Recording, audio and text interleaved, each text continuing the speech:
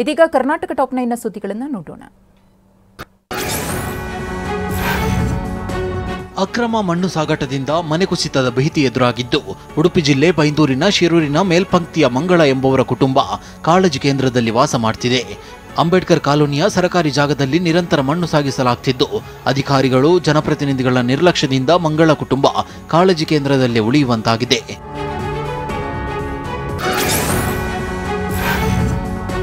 ಚಿಕ್ಕಮಗಳೂರು ಜಿಲ್ಲೆಯ ತರೀಕೆರೆ ತಾಲೂಕಿನ ಗುರುಪುರದಲ್ಲಿ ಕೆಸರಿನಂತಾದ ರಸ್ತೆಯಲ್ಲಿ ವಿದ್ಯಾರ್ಥಿಗಳು ನಿತ್ಯವೂ ಪರದಾಟ ನಡೆಸಿದ್ದಾರೆ. 2 ಕಿಲೋಮೀಟರ್ ಕೆಸರು ಗುಂಡಿ ತುಂಬಿರುವ ರಸ್ತೆಯಲ್ಲಿ ಸಂಚಾರ ಮಾಡುತ್ತಿರುವ ಗ್ರಾಮಸ್ಥರು ಜನಪ್ರತಿನಿಧಿಗಳ ವಿರುದ್ಧ ಆಕ್ರೋಶ ವ್ಯಕ್ತಪಡಿಸಿದ್ದಾರೆ.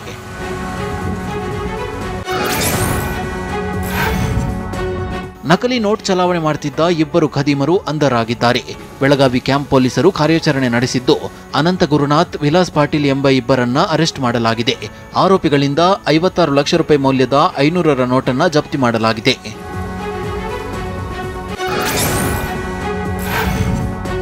ಗದಗ ಜಿಲ್ಲೆಯಲ್ಲಿ ಡೆಂಗಿ ಜ್ವರಕ್ಕೆ ಬಾಲಕ ಬಲಿಯಾಗಿದ್ದಾನೆ.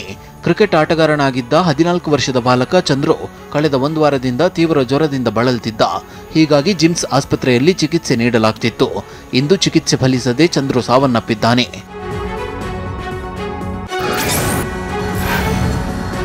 ಬೆಂಗಳೂರಿನ ಬಿಇಎಲ್ ರಸ್ತೆಯಲ್ಲಿರೋ ಥರ್ಡ್ ವೇವ್ ಕೆಫೆಯ ವಾಶ್ರೂಮ್ನಲ್ಲಿ ಮೊಬೈಲ್ ಇಟ್ಟಿದ್ದ ಸಿಬ್ಬಂದಿ ಅರೆಸ್ಟ್ ಆಗಿದ್ದಾನೆ.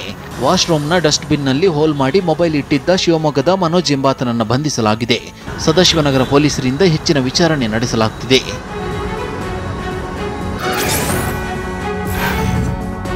ಬೆಳಗಾವಿ ಜಿಲ್ಲೆಯ ಗೋಕಾಕ್ ತಾಲೂಕಿನ ಗೋಡಚಿನಮಲ್ಕಿ ಜಲಪಾತ ನೋಡಲು ಪ್ರವಾಸಿಗರ ದಂಡು ಹರಿದು ಬರ್ತಿದೆ. ಗೋಡಚಿನಮಲ್ಕಿ ಜಲಪಾತ ಹಾಲ್ನೊರೆಯಂತೆ ಉಕ್ಕುತ್ತಿದ್ದು, ಪ್ರವಾಸಿಗರನ್ನು ನಿಯಂತ್ರಿಸುವುದೇ ಪೊಲೀಸರಿಗೆ ಹರಸಾಹಸದ ಕೆಲಸವಾಗಿದೆ.